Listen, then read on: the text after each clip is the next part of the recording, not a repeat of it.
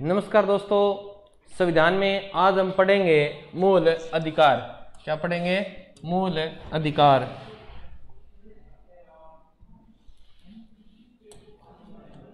क्या हो रहा है?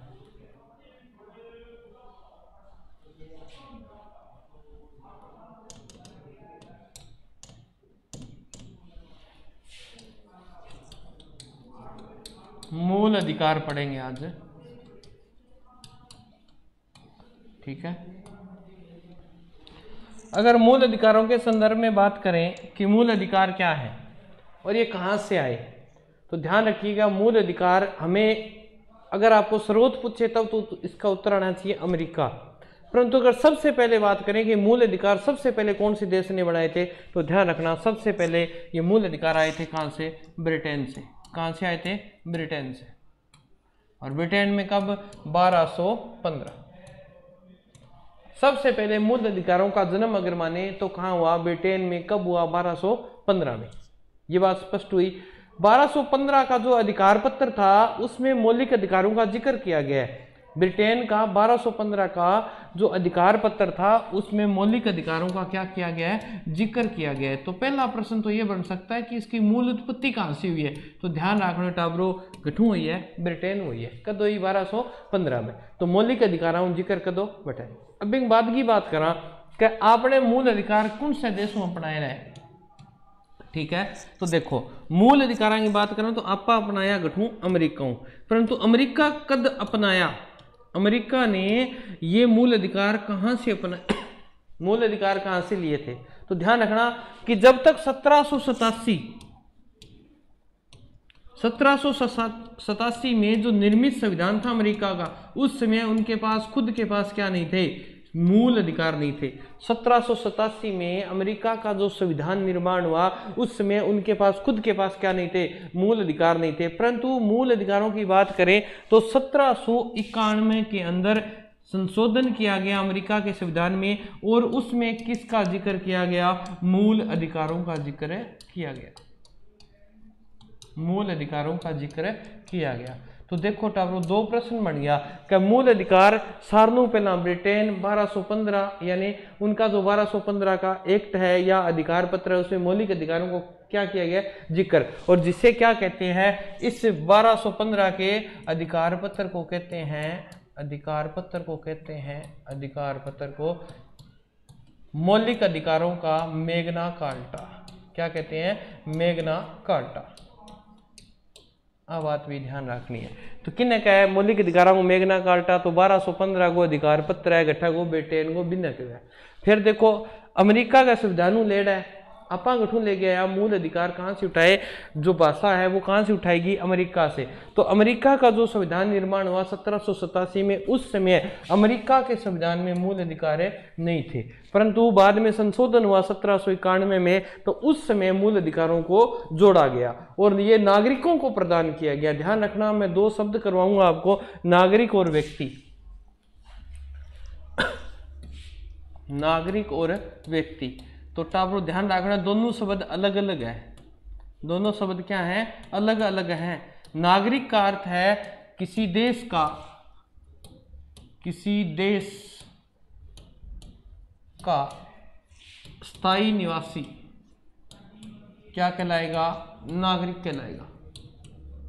जो वहां परमानेंट रहता है ना, उसकी बात कर रहा हूं, वो तो कहलाएगा नागरिक। व्यक्ति की बात करें तो इसमें जो विदेशी व्यक्ति, विदेशी जो लोग होते हैं उन्हें क्या कहा जाता है? व्यक्ति कहा जाता है। संविधान की भाषा की बात कर रहा हूं, संविधान में दोनों शब्द अलग अलग हैं, कि थे एक ही, समझ लो कि नागरिक और व्यक्ति दोनों एक ही चीज है ना, दोनों अलग अलग है। तो इन बात को ध्यान रखना है। तो प्रश्न वो बन गयो कि सारनू पहला, सबसे पहले, सबसे पहले, सबसे पहले संविधान, सबसे पहले संविधान में नागरिकों को मूल अधिकार किसने प्रदान किए? मूल अधिकार किसने प्रदान किए? अब यहाँ घूम जाओगे तो सबसे पहले देखिए संविधान संशोधन 1791 में होता है, और सबसे पहले अमेरिका ने नागरिकों को क्या दिए थे, मूल अधिकार दिए थे। तो ध्यान रखना इसका उत्तर क्या हो जाएगा, अमेरिका। इसका उत्तर क्या होगा, अमेरिका। तो आप कहीं ब्रिटेन मत कर देना, आप कहीं ब्रिटेन मत कर देना। ध्यान रखना सबसे पहले नागरिकों को प्रदान कौन कर रहा है, ये प्रश्न पूछ रहा है। तो मूल अधिकार प्रदान करने सबसे पहले किसने किया था, अमेरिका ने प्रदान किए थे। अब अगर भारत के संदर्भ में बात कर लेते हैं, किसके संदर्भ में, कि भारत के संदर्भ में कैसे मूल अधिकारों का जन्म होता है, भारत के संदर्भ में। तो सबसे पहले एक विधेयक आया था जिसका नाम था स्वराज्य विधेयक। स्वराज्य के स्वराज विधेयक भी लिखते हैं, तो आप जो भी आपको अच्छा लगे विधेयक वही रहेगा, स्वराज विधेयक। अच्छा लिखा नहीं था, विधेयक कब आया था, 1895। और इसके अंदर कौन थे, बाल गंगाधर तिलक, बाल गंगाधर तिलक, गंगाधर तिलक। गंगाधरी क्या है, शक्तिमान है, तो ये बात ध्यान रखनी है, स से शक्तिमान, स से स्वराज। अब इसके अंदर क्या कहा गया, ये स्वराज विधेयक 1895 के अंदर बाल गंगाधर तिलक ने रखा, और इसके अंदर बताया तो सबसे पहले ये कहा गया कि अपने मूल अधिकार होने चाहिए। क्या रखा गया, तो प्रश्न ये बनता है कि मूल अधिकारों की सर्वप्रथम मांग भारत में कौन से अधिकार से हुई, तो मूल अधिकारों की मांग की गई थी, मूल अधिकारों की मांग सबसे पहले कौन से विधेयक में हुई थी, तो स्वराज विधेयक में सबसे पहले मूल अधिकारों की मांग की गई। किसने की थी, बाल गंगाधर तिलक ने। अब देखो 1895 में, इसमें 30 साल जोड़ दो, जैसे ही 30 साल जोड़ोगे तो कौन सा, 1925। देखो 30 जोड़ने का कारण है क्योंकि जैसे इसको सन पढ़ेंगे ना तो आगे वाला भी आपका आ जाएगा। तो 1925 में एनी बिसेंट, कौन थे, एनी बिसेंट। 1925 में जो एनी बिसेंट महोदया थी, यानी ये थी, इसने कॉमनवेल्थ समिति यानी कॉमनवेल्थ इंडिया बिल बनाया था। लिखो, लिख लेना, कॉमनवेल्थ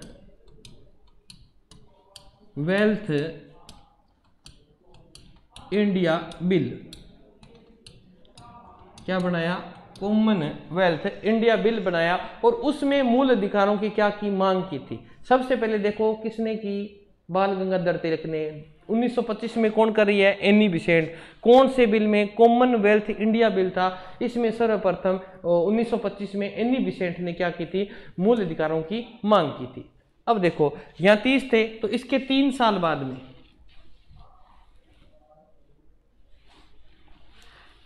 30 थे, 30 को उल्टा करेंगे तो कितने होंगे, 3, तो 1928। ये देखो तब याद करवाया था, 30 और 3 दोनों ऐसे याद रखने। तो 1928 में क्या हुआ था, 1928 में मोतीलाल नेहरू ने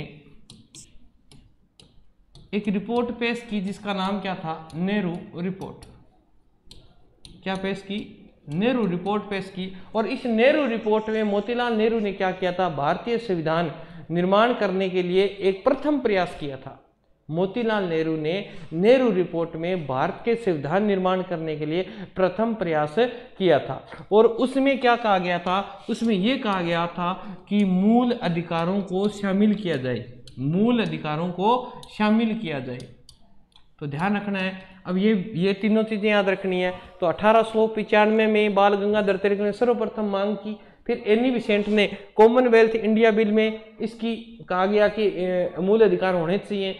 फिर और 1928 में मोतीलाल नेहरू ने संविधान निर्माण के लिए एक नेहरू रिपोर्ट प्रस्तुत की, उसमें भी मूल अधिकारों की मांग की गई कि मूल अधिकार होने चाहिए।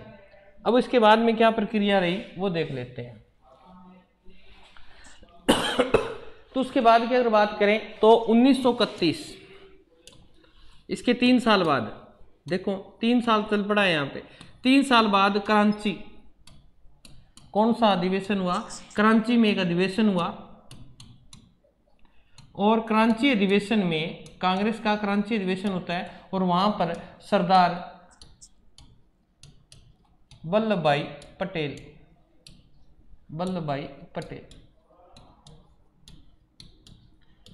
किसकी अध्यक्षता में होता? सरदार वल्लभ भाई पटेल की अध्यक्षता में कराची में एक अधिवेशन होता है कांग्रेस का, और वहां भी मूल अधिकारों के संबंध में क्या रखा गया? प्रस्ताव पारित किया गया। तो ध्यान रखना, मूल अधिकारों का प्रस्ताव कब पारित हुआ?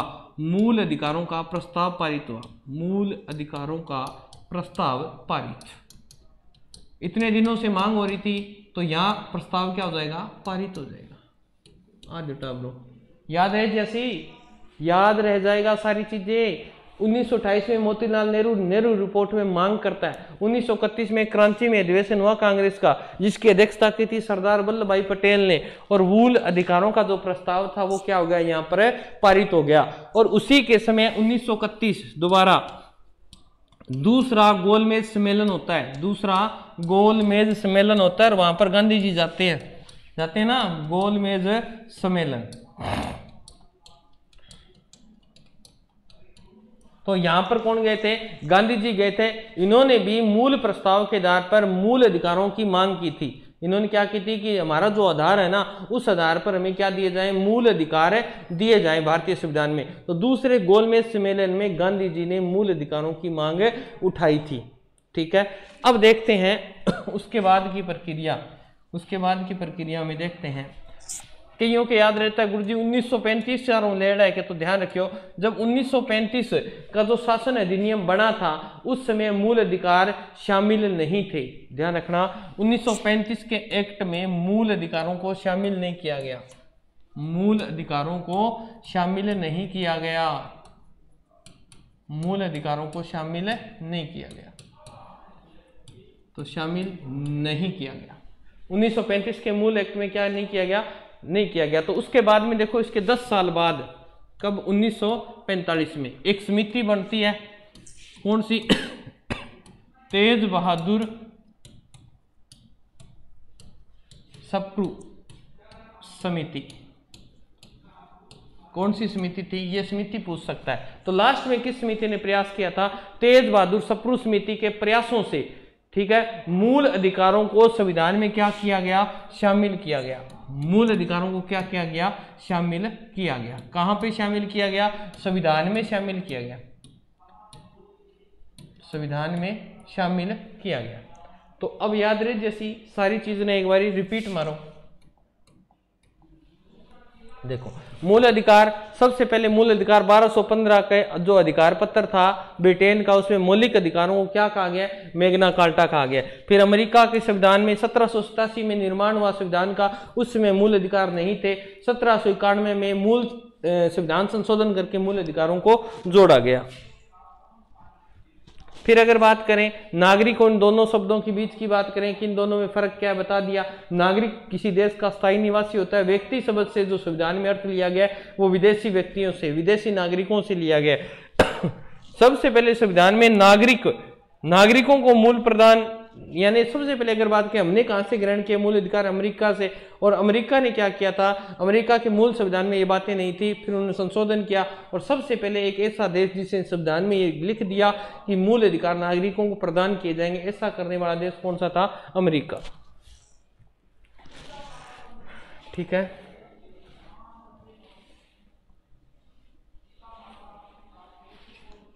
फिर था अपना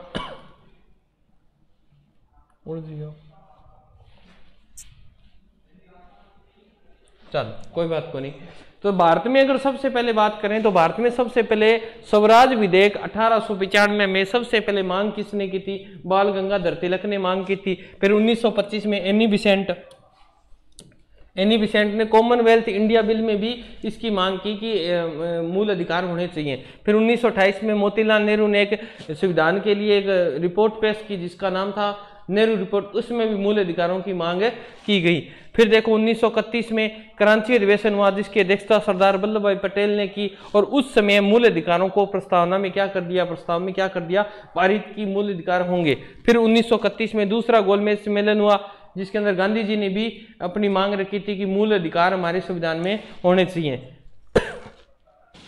फिर देखिए 1935 का जो एक्ट हुआ, 1935 में जो एक्ट बना तो उस एक्ट में मूल अधिकार क्या नहीं थे, शामिल नहीं थे, ध्यान रखना है। फिर कब हुए शामिल, तो देखो 1945 में तेज बहादुर सप्रू जो समिति थी उसकी सिफारिश पर संविधान में मूल क्या किया गया, उनको शामिल किया गया है। उसके बाद की बात करें संदर्भ में कि संविधान सभा में आ लिया जी, अब मूल अधिकार क्या हो गए, बन गए हैं। तो अब संविधान सभा बनी तो संविधान सभा में समिति बनेगी, क्या बनेगी, समिति। और कितनी समितियां बनेंगी, तो ध्यान रखना 2 समिति बनेगी। कितनी समिति, मूल अधिकारों के लिए कितनी बनेगी, 2 समिति बनेगी, जिसका नाम था परामर्श समिति, परामर्श समिति। और इस परामर्श समिति की अध्यक्षता किसने की थी, तो ध्यान रखना सरदार वल्लभ भाई पटेल ने की थी, सरदार पटेल ने की थी। यानी अल्पसंख्यकों के अधिकारों का भी जिक्र किया गया था संविधान सभा में। मूल अधिकारों के लिए 2 समितियां बनेगी, एक समिति का नाम था परामर्श समिति जिसकी अध्यक्षता की थी सरदार वल्लभ भाई पटेल ने। एक बनी थी उप समिति, यह आपसे पूछ सकता है, परामर्श उप समिति बनी थी, उसकी अध्यक्षता किसने की थी, तो ध्यान रखना उसकी अध्यक्षता की थी जे.बी. कृपलानी ने। किसने की थी, जे.बी. कृपलानी ने, कृपलानी ने। तो आ बात है, ध्यान रखेंगे। तो ये दोनों समितियां भी बहुत महत्वपूर्ण है। अब आप मेन मुद्दे पर आ जावा। मेन मुद्दे का अर्थ है कि भारत के अंदर मूल अधिकारों की बात कर लेते हैं। तो भारत के कौन से संविधान के कौन से भाग में मूल अधिकार है, तो ध्यान रखियो भारत के भाग संख्या 3 में, पीछे करवा दिया, ठीक है, मूल अधिकार है। और कौन से अनुच्छेद से कौन से अनुच्छेद तक है, तो देखो अनुच्छेद 12 से 35 तक है, 12 से 35 तक है। फिर अगर बात करें कि मूल संविधान में कितने मूल अधिकार थे, मूल संविधान में, तो ध्यान रखना जब संविधान बना तब हमारे पास कितने मौलिक अधिकार थे, 7 थे। परंतु अब वर्तमान में कितने हैं, तो ध्यान रखना वर्तमान में 6 हैं। वर्तमान में कितने हैं, 6। अब ये 6 कैसे हैं गुरुजी, तो देखो एक मौलिक जो अधिकार है वो आपने हटा दियो। अब इया याद कर लियो, 42 सास ही नहीं जत्तो जोड़ी जगो और 44 सास ही नहीं जो घटेगो। तो कौन से संविधान संशोधन द्वारा हटाया गया, तो ये दोनों बहुत महत्वपूर्ण है, ध्यान रखना। 42 के अंतर्गत अगर कोई संविधान संशोधन होगा तो उसमें कोई चीज जोड़ी जाएगी, घटाई नहीं जाएगी। और 44वें में ध्यान रखना माइनस है, 4 - 4 यानी 0 आता है। तो यानी वहां पर हमेशा क्या होगा, कोई ना चीज हटेगी। तो देखो कौन से के संविधान संशोधन, 44वें संविधान संशोधन के द्वारा, और कब हुआ था, 1978। देखो 4 और 4 कितने होते हैं, 8 होते हैं। और ये 4 और 4 कितने होते हैं, सॉरी 4 और 2 कितने होते हैं, 6 होते हैं। ये 76 में हुआ था और ये कितने में हुआ था, 78 में। तो 44वें संविधान संशोधन 1978 के द्वारा एक मूल अधिकार हटाया गया। कौन सा अधिकार हटाया गया, मूल अधिकार हटाया गया, जिसका नाम था संपत्ति का अधिकार। क्या हटाया गया, संपत्ति का अधिकार। और ये कौन सा अनुच्छेद के अंतर्गत था, तो ध्यान रखना ये था अनुच्छेद 31। कौन सा था, अनुच्छेद 31। अगर बात करें संविधान में और कहीं भी जिक्र था क्या, तो था स्वतंत्रता का अधिकार था, यानी 19 अनुच्छेद कौन सा था, 19। और 19 का भाग 1, उसका कौन सा भाग, 6 भाग हटाया गया था। तो ध्यान रखना 44वें संविधान संशोधन 1978 के द्वारा संपत्ति का जो अधिकार था, जो अनुच्छेद 31 में वर्णित था, अगर और बात करें तो अनुच्छेद 19 का कौन सा भाग, 6 भाग को संविधान ने इस संशोधन से हटा दिया था। और वर्तमान में हटाने के बाद संख्या कितनी बच गई, 6।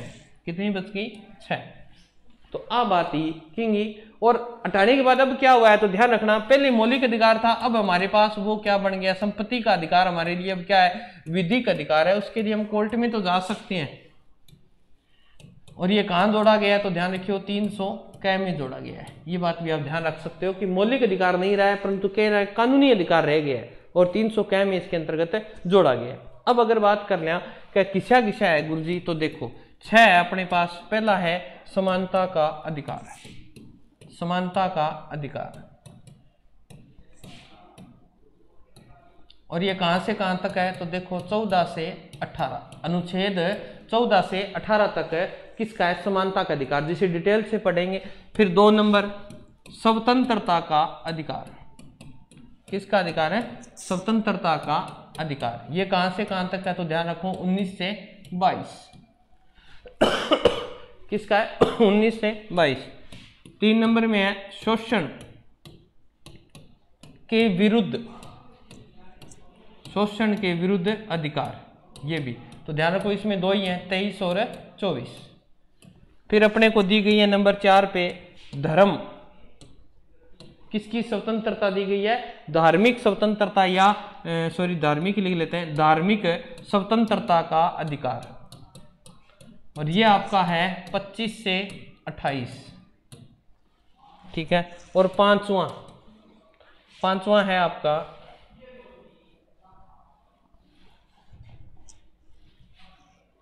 होनी हुए के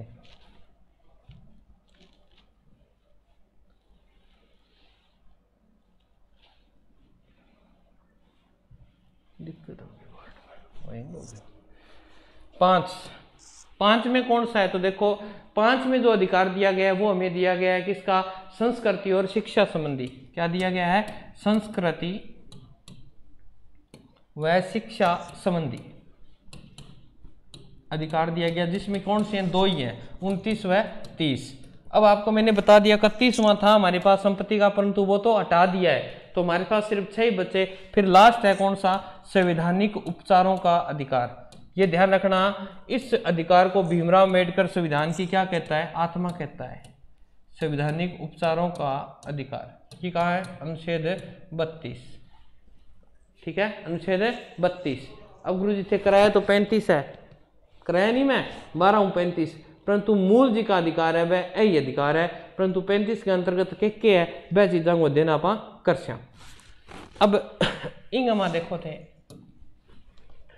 कि अगर अपन बात करा कि गुरु जी थे कराया तो मैंने 12 हूँ 35 है, 12 हूँ 35, तो मूल अधिकार 12 हूँ 35 ही है मंडा, ध्यान रखना है, परंतु जी की स्वतंत्रता है नहीं वह घट है। तो ध्यान रखो अनुच्छेद 12 क्यों संबंधित है, अनुच्छेद 12 किससे संबंधित, देखो बार का मतलब है इसके अंदर राज्य को परिभाषित किया गया है, इसमें राज्य शब्द को क्या किया गया है, अनुच्छेद 12 में परिभाषित किया गया है। तो ये बात ध्यान रखोगे कि इसमें कौन कौन सी राज्य, अगर राज्य शब्द आएगा तो वहां आपको क्या समझना है, इस राज्य शब्द को वहां पर परिभाषित किया गया। अगर देखें को कौन कौन सा, देखो तो यहाँ पे आएगी कार्यपालिका, केंद्र सरकार की कार्यपालिका प्लस व्यवस्थापिका, तो राज्य से अर्थ हमें समझना है कौन सा, कार्यपालिका और व्यवस्थापिका केंद्र सरकार की। वैसे ही अगर राज्यों की बात करें तो राज्य में सेम ही याद रखना है, कार्यपालिका और यहां पे विधान मंडल, क्या आ जाएगा, विधान मंडल। तो इनको अपन क्या समझेंगे, वे संस्थाएं जो सरकारीकरण है, जिनका सरकारीकरण जैसे जी भारतीय जीवन बीमा है तो वो भी राज्य के अंतर्गत मानी जाएगी। ऐसी संस्थाएं जिन्हें मान्यता प्राप्त है, सरकार ने उनको मान्यता दे रखी है या सरकार से कोई अनुदान प्राप्त कर रही है, तो वो संस्था राज्य शब्द के अंतर्गत मानी जाएगी, गिनी जाएगी। तो इसमें कौन कौन सी शामिल नहीं है ये देख लेते हैं कि राज्य शब्द में, राज्य की परिभाषा में शामिल नहीं, तो देखो कौन कौन सी शामिल नहीं है।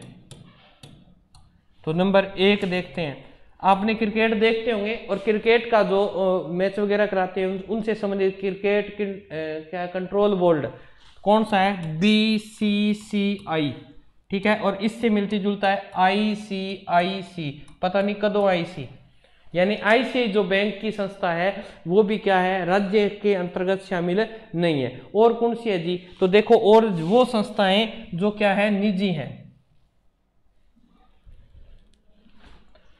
यानी निजी संस्थाएं जिन्हें सरकार से मान्यता प्राप्त नहीं है। एक तो ये, एक अगर ध्यान रखो NCERT पूछ सकता है आपको, ये भी राज्य के अंतर्गत शामिल नहीं है। तो NCERT अपना भरण पोषण स्वयं करती है, तो NCERT भी वहां पर शामिल नहीं है। एक आएगा आपका वक्फ बोर्ड, ये भी शामिल नहीं है। वेरी वेरी इंपॉर्टेंट है, इन चीजों का ध्यान रखेंगे। परंतु अब जो लिखवा रहा हूं आपका माइंड घुमा देगी, न्यायालय ये भी शामिल नहीं है, न्यायालय ये न्यायालय भी शामिल नहीं है। परंतु एक बात ध्यान रखना, न्यायालय का जो उच्चतम न्यायालय का न्यायाधीश होता है ना मुख्य, वो जो शपथ ग्रहण वगैरह कराता है, वो जो प्रक्रिया है वो राज्य शब्द में शामिल है, परंतु न्यायालय है वो राज्य शब्द में शामिल नहीं है। तो ये सब ध्यान रखना है। तो अनुच्छेद 12 किससे संबंधित है? राज्य को परिभाषित किया गया कि राज्य के अंतर्गत कौन कौन आएंगे और कौन कौन नहीं आएंगे। तो ये ध्यान रखना, ये राज्य के अंतर्गत नहीं आते। अब अनुच्छेद 13, अनुच्छेद 13, तो ध्यान रखना अनुच्छेद 13 को कहा जाता है जो मूल अधिकार है उनका सुरक्षा कवच। क्या कहा जाता है? अनुच्छेद 13 को क्या कहा जाता है? मूल अधिकारों का सुरक्षा कवच।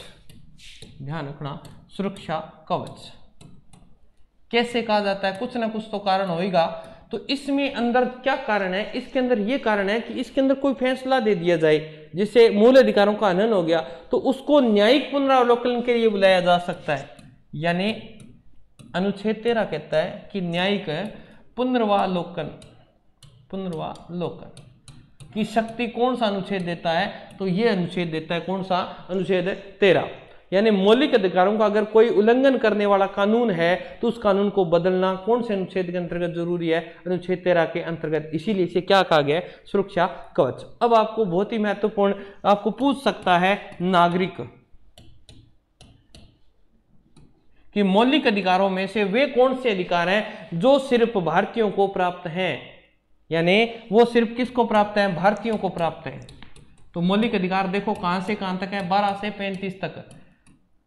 विदेशियों को प्राप्त नहीं है। तो 12 से 35 में इतने कौन से हैं जो सिर्फ भारतीयों को प्राप्त हैं? वो अधिकार जो सिर्फ भारतीयों को प्राप्त है। तो कैसे याद रखें? तो ध्यान रखना 15, 16, 1, 2, फिर 19, 29 और 30। ये 5 जो अधिकार है ना, ये सिर्फ भारतीयों को ही प्राप्त है, विदेशी व्यक्तियों को ये मौलिक अधिकार प्राप्त नहीं है। यानी नागरिक शब्द यूज किया गया है। तो नागरिक के लिए मैंने आपको बता दिया, यानी भारत का वह स्थायी व्यक्ति जो भारत में रहता है उसके लिए नागरिक शब्द। जो भारतीयों को सिर्फ कितने मौलिक अधिकार प्राप्त हैं? सिर्फ भारतीयों को ही है, बाकी तो और है ही, परंतु इस पे सिर्फ भारतीय ही अपना दावा पेश कर सकते हैं। तो वह 15, 16, 19, 20 और बाकी जो बच गए ना मौलिक अधिकार, भारतीयों को भी प्राप्त है और इसके साथ विदेशियों को भी प्राप्त हैं, विदेशियों को भी प्राप्त है। अब कौन कौन सा बच गया? देखो 12, 13, 14, 15, 16 यहाँ आगे, फिर 15, 16, फिर आएगा 17, 18, 19, 20, 19 नहीं 20, 21, 22, 23, 24, 25, 26, 27, 28। अब देखो ये जो मौलिक अधिकार है, एक वो 32 रह गया, एक 32, 31, वो तो सारे रह गए, आगे बढ़े 29, 30 हो गया ना, 31, ये 31 तो रहा ही नहीं, 32, 33, 34 और 35।